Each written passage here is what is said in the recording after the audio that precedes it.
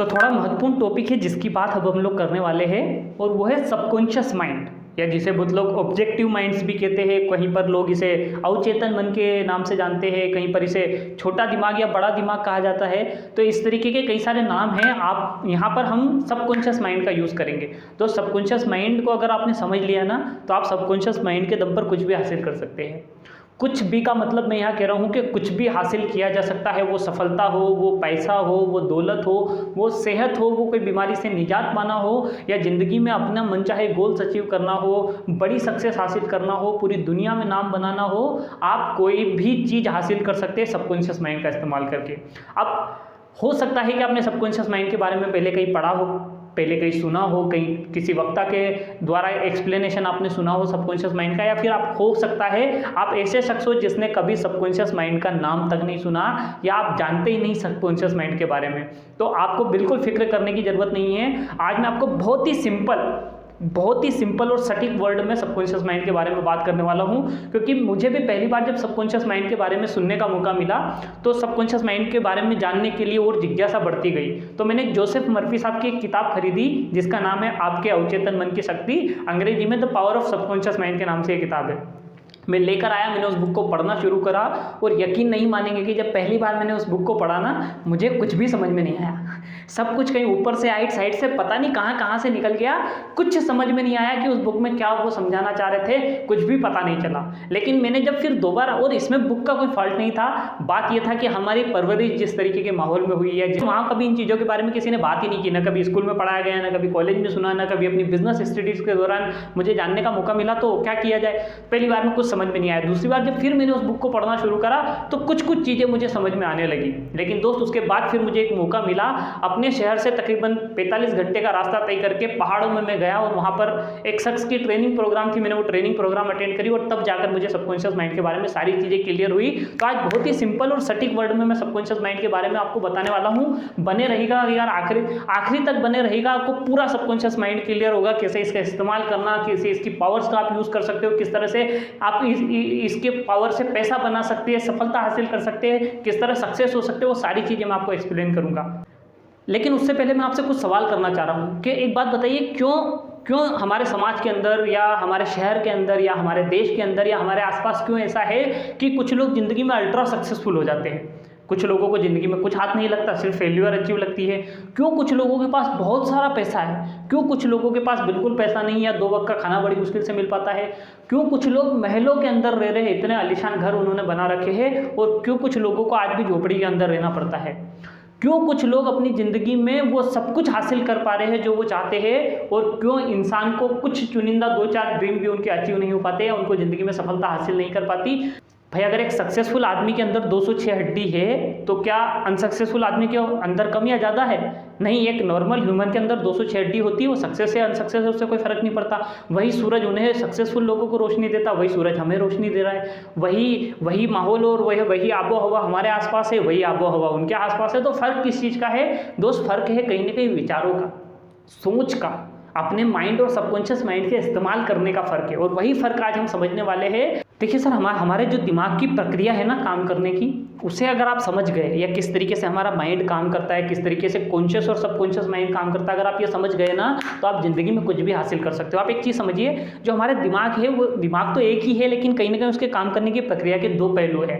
एक हिस्सा है जिसे हम कॉन्शियस माइंड कहते हैं या चेतन मन कहते हैं, और दूसरा हिस्सा है सबकॉन्शियस माइंड, जिसको अवचेतन मन भी कहा जाता है, या अचेत मन, या ऑब्जेक्टिव माइंड कहते हैं। कई सारे लोग कई सारे नाम से जाना जाता है, या फिर कई सारे लोग उसे छोटा दिमाग कहते हैं, जबकि एक्चुअल में वो बहुत पावरफुल है, लेकिन कई सारे लोग उसे छोटा दिमाग कहते हैं। तो ये 2 हिस्से हैं। अब अधिकांश क्या होता है कि जो हमारा चेतन मन है उसका काम होता है तथ्यों को समझना, आंकड़ों को समझना, या फिर हम जो जागते हुए चीज़ें करते हैं, या जो हम चीज़ें याद रखने की कोशिश करते हैं, तो हमारे कॉन्शियस माइंड का काम होता है ये बेसिक चीज़ें। और सबकॉन्शियस माइंड जो है, अब एक चीज़ समझिए कि हमारा जो कॉन्शियस माइंड है वो तभी तक ऑपरेट हो रहा होता है या तभी काम कर रहा होता है जब हम जागृत अवस्था में हो रहे हैं। अभी मैं हूँ, आप मुझे देख रहे हैं या मैं बात कर रहा हूँ, तो ये हम जागृत अवस्था में, हमारा कॉन्शियस माइंड भी काम कर रहा है, सबकॉन्शियस भी कर रहा है। लेकिन सबसे मज़ेदार बात यह कि जब हम सो रहे होते हैं, जब हम नींद में होते हैं, या फिर हम जब बेहोशी में होते हैं, या कुछ लोगों को आपने देखा होगा कि वो कोमा में चले गए, उनका कॉन्शियस माइंड पूरी तरह से काम नहीं कर रहा होता, वो बंद हो रहा होता है, वो उस समय शांत हो जाता है।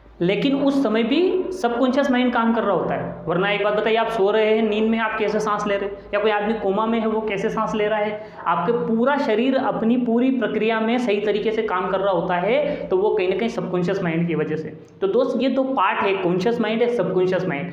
कॉन्शियस माइंड इन्फॉर्मेशन को लेता है, उन्हें रिसीव करता है, उन पर कैलकुलेशंस करता है, लेकिन सबकॉन्शियस माइंड ऐसा नहीं है। सबकॉन्शियस माइंड तक अगर कोई इन्फॉर्मेशन पहुंचा दी जाए, वो बिना किसी कैलकुलेशन के उसे रिसीव कर लेता है। कोई विचार, कोई थॉट या कोई जानकारी जब सबकॉन्शियस माइंड तक चली जाती है, उसका एक ही काम है उस जानकारी को कंज्यूम करना, उसे रिसीव करना और उसके ऊपर काम करना शुरू कर देना। वो कोई सवाल नहीं करता, कोई विरोध नहीं करता, या वो आपसे कोई तथ्य आंकड़े नहीं मांगता। तो अब कई सारे लोग कहेंगे कि यार हमने तो सबकॉन्शियस माइंड को कभी समझा नहीं है, कभी देखा नहीं है, इसके बारे में कुछ पता नहीं है, हम कैसे यकीन कर लें। सर लेकिन एक चीज़ समझिए, आपने कभी इलेक्ट्रिसिटी को देखा है? मैं बल्ब की या टीवी की या रेडियो की, मोबाइल की बात नहीं कर रहा हूँ। जो मेन इलेक्ट्रिसिटी है, जो तारों के अंदर से जा रही है, आपने कभी उसे देखा है?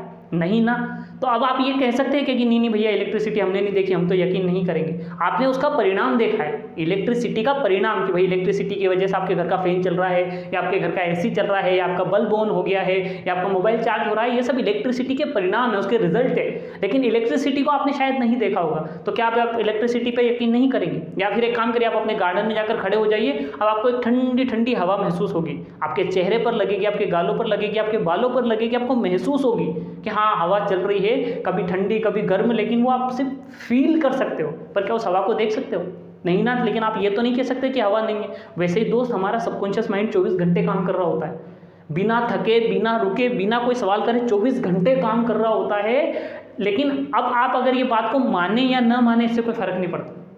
आप इस पर बिलीव करें या नहीं करें, इससे कोई फर्क नहीं पड़ता। आपका सबकॉन्शियस माइंड फिर भी काम करता रहेगा, वो आपको फिर भी परिणाम देता रहेगा। अब बात ये आती है कि अपने सबकॉन्शियस माइंड को काम में कैसे लेना है, अपने सबकॉन्शियस माइंड से अपने सपने कैसे पूरे करें, या अपने सबकॉन्शियस माइंड से अपने ड्रीम्स कैसे अचीव करें, या अपने सबकॉन्शियस माइंड से बहुत सारा धन कैसे अर्जित किया जाए। देखिए, जब एक बार आप अपने सबकॉन्शियस माइंड को समझ गए, अब क्या होता है कि सर कॉन्शियस माइंड और सबकॉन्शियस माइंड ये दो हिस्से हैं, ये दो प्रणाली है काम करने की, दो तरीके हैं, या दो फॉर्मेन है हमारे माइंड के अंदर। अब एक चीज़ समझिए, मैं क्या गांव में पला बड़ा हूँ, बचपन पूरा मेरा गांव में ही बीता है। तो हमारे यहाँ क्या कोई शादी होती थी या कोई फंक्शन होता था या कोई प्रोग्राम होता था, और अगर गर्मी का समय है तो कूलिंग के लिए कोई व्यवस्थाएं नहीं होती थी हमारे यहाँ, या गांव में ऐसी कोई व्यवस्थाएं नहीं थी। तो उस समय क्या होता था कि हमारा काम होता था कि बर्फ़ लेकर आओ, और बड़े बड़े ड्रम्स के अंदर उन बर्फ़ के टुकड़ों को हम क्या करते थे, बर्फ़ की बड़ी बड़ी सिल्लियाँ लाकर उसमें डाल देते हैं, ताकि पानी या जूस या जो भी हमने बनाया है पेय पदार्थ वो ठंडा रह सके, इसके लिए हम लोग व्यवस्था करते थे। और जो बर्फ़ का टुकड़ा आता था ना, उसको जब ड्रम के अंदर डालते थे हम लोग, तो उस बर्फ़ का टुकड़े को आप कभी देखिएगा, आप प्रैक्टिकल करके देख लीजिए, उसका जो 10% हिस्सा होता है उस बर्फ़ का, वो पानी के ऊपर होता है, और जो बाकी 90% हिस्सा होता है ना, वो पानी के नीचे चला जाता है। मतलब वो ऐसा डूबता है बर्फ़ कि पूरा डूबता भी नहीं है और पूरा बाहर भी नहीं होता, थोड़ा हिस्सा बाहर होता है, बाकी सब पानी के अंदर होता है। वैसे ही सेम हमारा कॉन्शियस और सबकॉन्शियस माइंड है। कॉन्शियस माइंड वो 10% हिस्सा है जो ऊपर की तरफ है, जो दिखाई दे रहा है, जो महसूस कर सकते हैं, जिसे फील कर सकते हैं, जो वर्किंग में है। और 90% हिस्सा जो पानी के नीचे जो बर्फ़ का होता है, वैसा हमारा सबकॉन्शियस माइंड 90% है, जो कि सबसे पावरफुल है, जिसकी ताकत असीम है, जिसकी कल्पना शक्ति कुछ भी कर सकती है, जो ज़िंदगी में कुछ भी हासिल करवा सकता है। लेकिन वो पानी के नीचे जो 90% हिस्सा दिखाई नहीं देता ना, सेम हमारा सबकॉन्शियस माइंड है। अब बात ये आती है कि सबकॉन्शियस माइंड तक कोई चीज़ कैसे पहुंचाई जाए। जैसे कि मान लो आपको ज़िंदगी में कोई भी गोल अचीव करना है या कुछ भी हासिल करना है, तो उसको सबकॉन्शियस माइंड तक कैसे पहुंचाएं, क्योंकि जब तक सबकॉन्शियस माइंड को आप नहीं कहेंगे, वो पूरा करवा के नहीं देगा, और जब तक सबकॉन्शियस माइंड तक नहीं जाएगा, वो पूरा कैसे करवा पाएगा। तो ये काम होता है आपके कॉन्शियस माइंड का, क्योंकि जो आपका सबकॉन्शियस माइंड होता है ना, उसका पहरेदार है, उसका मेन डोर जो है ना, वो चेतन मन से जाता है, कॉन्शियस माइंड से जाता है। वरना सबकॉन्शियस माइंड का पता माइनस पॉइंट क्या है, कि वो सकारात्मक और नकारात्मक में अंतर नहीं कर सकता, सही और गलत के बीच का फर्क नहीं करता, आपसे तर्क नहीं करता, आपसे झगड़ा नहीं करता कि नहीं मैं ये करूँगा, ये नहीं करूँगा, ऐसा मुझे क्यों दे दिया, ये तो गलत काम है, गलत क्यों बताए। आप सही गलत कुछ भी दो, वो सब ले लेगा। तो वो मना नहीं करता, तो इसलिए चेतन मन होता आगे की तरफ, ताकि वो जजमेंट कर सके कि भैया क्या पहुंचाना है क्या नहीं पहुंचाना है। तो आपको चेतन मन का इस्तेमाल इसके लिए करना है। अब मैं आपको सबकॉन्शियस माइंड की पावर्स को एक्सप्लेन करता हूँ, शायद आप समझ पाएंगे। आप कभी आपके साथ, मेरे साथ कई बार हुआ है, प्रैक्टिकली मैं आपसे बात कर रहा हूँ, मेरे साथ कई बार हुआ है, आपके साथ हुआ होगा, तो आप बिल्कुल इसको रिलेट कर जाएंगे। कई बार आप मान लो किसी जगह पर गए, आप देखते हो, उस जगह को देखने के बाद आपको ऐसा लगता है कि यार इस जगह पर मैं कभी आया हूँ, लेकिन बहुत सोचने के बाद, बहुत विचार करने के बाद, अपने दिमाग पर सारा प्रेशर डालने के बाद आपको याद ही नहीं आता कि आप वहाँ कब गए हैं या कभी आए हैं। कई सारी कश्मकश के बाद आप इस विचार पर पहुंचते हैं कि यार मैं इस जगह पर कभी आया तो नहीं हूँ, क्योंकि आपका चेतन मन जागृत था, आपके चेतन मन को ये बात नहीं पता। जब आप जागृत अवस्था में थे आप फिजिकली कभी उस जगह पर नहीं आए हैं, और ये बात आपका कॉन्शियस माइंड जानता है, आपका चेतन मन जानता है, क्योंकि उसे पता है कि भैया जागते हुए तू यहाँ कभी नहीं आया। लेकिन सबकॉन्शियस माइंड के थ्रू आप कभी ना कभी उस तरीके की जगह पे, उस तरीके की पिक्चर्स या उस तरीके की लोकेशंस पे गए हैं, इसलिए बाहर से अंदर से कहीं ना कहीं ये साउंड आता रहता है कि यार ये जगह मैंने देखी है, जगह मैंने देखी है, जगह मैंने देखी है, जगह मैंने देखी है। लेकिन चेतन मन कह रहा है कि नहीं भाई मैं तो कभी नहीं आया, मैंने कभी नहीं देखी, बिकॉज ऑफ कि आपका कॉन्शियस मन नहीं जानता, लेकिन सबकॉन्शियसली वो विचार आपके दिमाग में कहीं से आया है जो सबकॉन्शियस तक पहुंच गया है, और इसलिए वो चीज़ आपको हासिल हो जाती है। जोसेफ मर्फी साहब ने अपनी किताब में एक उदाहरण दिया है, मैं आपको वही उदाहरण एक्सप्लेन करता हूँ, शायद आपको समझ में आ जाएगा कि एक बार एक लड़की जा रही होती है और वो एक मॉल के सामने से गुजरती है। जब वो मॉल के सामने से गुजरती है तो वो देखती है कि उस मॉल के अंदर एक लेदर का बैग है जो बड़ा ही खूबसूरत है, लेकिन जब वो उसकी प्राइस देखती है तो उसे कॉन्शियसली बात पता है कि मेरी पॉसिबल नहीं है, या मेरे बजट में ये चीज़ नहीं है, या मैं इस चीज़ को नहीं खरीद पाऊंगी। लेकिन उस लड़की ने, जोसेफ मर्फी साहब का सबकॉन्शियस माइंड सेशन ले रखा था, उसने अपने विचारों को पलट दिया कि ये बैग खरीदने की मुझ में क्षमता है, और ये बैग मैं खरीद सकती हूँ, और ये लेदर का बैग मेरा ही है। इन विचारों को वहाँ पर छोड़कर अपने सबकॉन्शियस माइंड तक देकर वो लड़की वहाँ से चली गई।